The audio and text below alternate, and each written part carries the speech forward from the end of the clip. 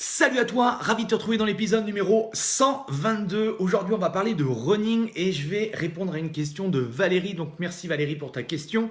La question est la suivante, c'est combien d'entraînements dois-je faire par semaine en course à pied pour justement avoir des effets significatifs, des résultats significatifs en termes de chrono. Alors juste avant de répondre à cette question, eh bien tu peux ici en bas à droite t'abonner sur ma chaîne si ce n'est pas encore fait. Tu le sais que je partage avec toi chaque jour en fait mon quotidien. Je suis coach depuis plus de 15 ans. Je coach aujourd'hui des centaines et des centaines de personnes. J'ai coaché des milliers de personnes. Je pense que depuis que j'ai démarré depuis 17 ans on va dire de carrière dans le coaching sportif. Je me spécialise moi sur la santé, sur la transformation physique, aider les gens justement à se sentir mieux dans leur corps à travers justement utiliser, on va dire, les meilleurs entraînements possibles pour atteindre ces objectifs, tout ce qui est prévention des blessures. Bref, tu regardes sur ma chaîne, tu regardes sur les playlists, il y a plein de choses, je pense, qui peuvent également t'intéresser. Donc, soit aussi, si tu t'intéresses à ça, si tu veux te transformer physiquement, si tu veux être en bonne santé, eh bien, tu es sur la bonne chaîne. Alors, pour répondre à la question de Valérie, pour justement répondre à la question suivante, c'est combien d'entraînements doivent faire en course à pied pour progresser? Alors, c'est une super question. Mais c'est une question qui n'est pas forcément évidente à répondre. Et c'est vrai que quand j'ai un de mes élèves qui me pose cette question en live, en face à face, eh bien, j'aime bien lui répondre. En fait, la première chose, c'est déjà de savoir un petit peu comment, dans sa vie au quotidien, il gère son activité sportive. Et souvent, il y a deux sphères qui sont vraiment importantes dans chacun d'entre nous. C'est la sphère privée. Donc c'est sûr que chacun d'entre nous a une vie privée. Peut-être que tu as quelqu'un dans ta vie, peut-être que tu as des enfants. Bref, c'est important de savoir ça. Et la deuxième chose qui, moi, en tant que coach, me semble important, c'est aussi la sphère forcément professionnelle. Parce que si tu as un métier qui est prenant, si tu es souvent en déplacement, bref, on ne peut pas faire ce que l'on veut, entre guillemets. On a tous 168 heures par semaine et c'est vrai que on le gère, entre guillemets, en fonction de ces deux sphères-là et on accorde, entre guillemets, au sport et à l'entraînement, eh bien, une petite part de ces 168 heures. Donc la première question que je te poserai, Valérie, si tu étais en face de moi et que je te pose également à toi, c'est combien tu es prêt à prendre de temps à la pratique de la course à pied.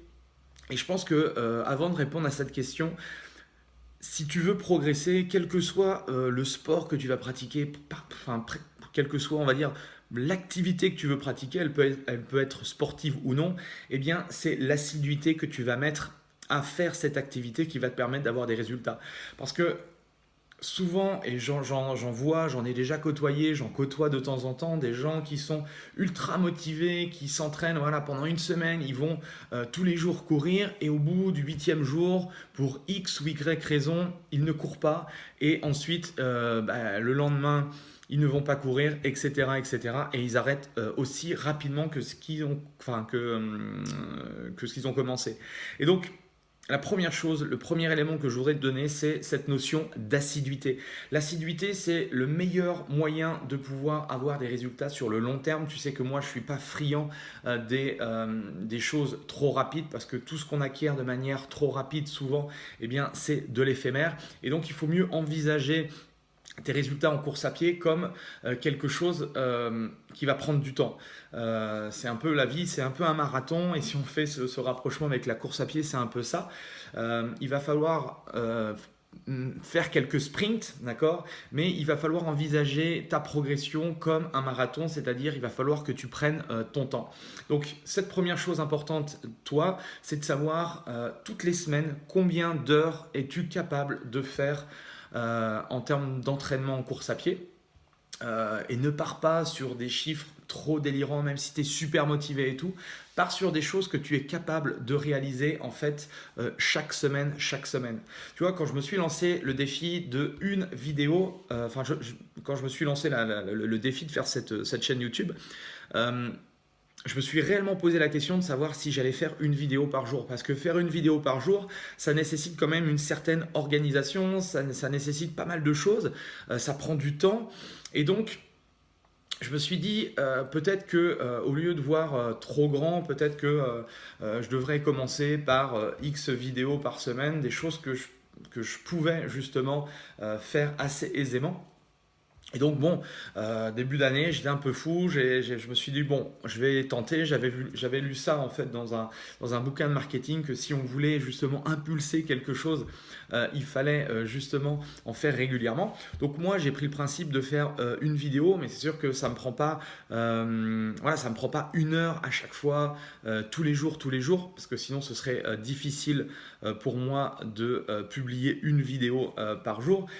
C'est pour ça que je prends le parallèle avec la course à pied. Je pense que si tu peux dégager 2 fois 1 heure par semaine dans un premier temps, si toi aujourd'hui tu n'as pas l'habitude de faire du sport, si tu veux redémarrer une activité sportive par de la course à pied, bref, je pense que le format 2 fois par semaine peut être réellement intéressant. D'accord ? Moi, ce que je préconise avec mes élèves pour tout ce qui est course à pied ou on va dire transformation physique, 3 fois par semaine, c'est top parce que là, on commence vraiment à créer une habitude, on commence à créer des choses à l'intérieur de son corps et les résultats vont venir forcément plus rapidement. Donc voilà, je pense que le juste milieu pour toi qui m'écoutes, c'est entre 2 et 3 fois par semaine. Bien sûr, si tu es plus entraîné ou si tu as un objectif un peu plus précis, bon, ça, il faudrait pouvoir en discuter de vive voix. Mais en tout cas, 2 à 3 fois par semaine, ça peut être réellement intéressant. Donc voilà un petit peu ce que je pouvais te dire, Valérie, par rapport à ta question. J'espère que j'ai répondu un petit peu à ce que toi, tu recherchais. Si tu arrives justement à te fixer ça à 2 séances ou 3 séances par semaine et que tu reproduis ça semaine après semaine, et disons qu'au bout d'une année, si tu as pendant 52 semaines, tu cours 2 fois par semaine, eh bien, tu auras déjà dans les pattes plus de 100 entraînements, donc 100 heures d'entraînement en course à pied. Et donc là, c'est là que ça devient intéressant, c'est là que tu vas forcément progresser et t'améliorer. Donc, n'hésite pas à regarder par rapport ensuite au plan d'entraînement ou des choses comme ça. Je suis en train de créer. Généralement, j'en parle tous les mercredis. Donc, si tu es intéressé seulement par la course à pied, eh bien, tu peux écouter mes vidéos du mercredi parce qu'elles sont généralement liées justement à l'environnement running. Je sais qu'il y a beaucoup de personnes qui m'écoutent qui font du running ou qui veulent justement se lancer dans la course à pied.